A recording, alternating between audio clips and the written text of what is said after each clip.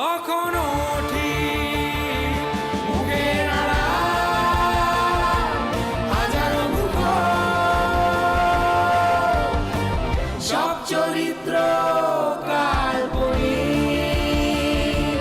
মুখের আড়াল হাজারো মুখোশ, সব চরিত্র কাল্পনিক। কোথায় যাচ্ছ? ভেতরে এসো।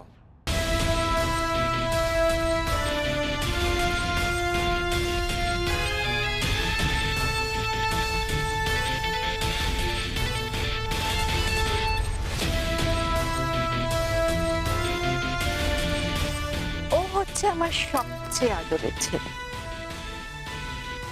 আমার দি ভাই জবার ছেলে।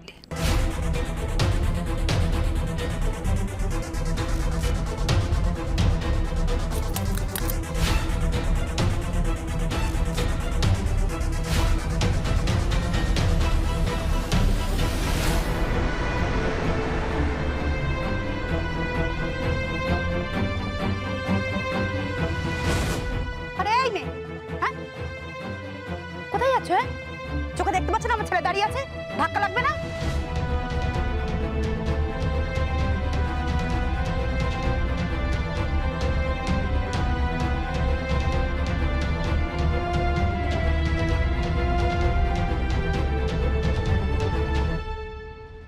একেবারে ঠিক কথা।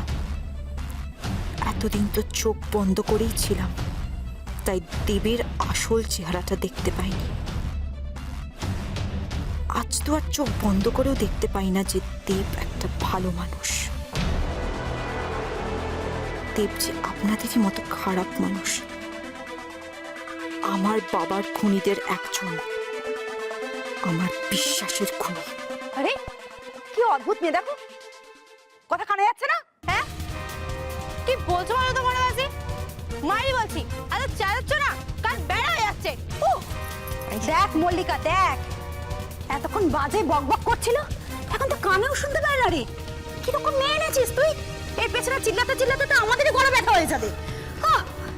ও মোটা মাসি, তোকে বললো বলো তো আমার কান কালা? হ্যাঁ আগে যা শুনতে পেতাম না, যা দেখতে পেতাম না, এখন সব পাই। গুড।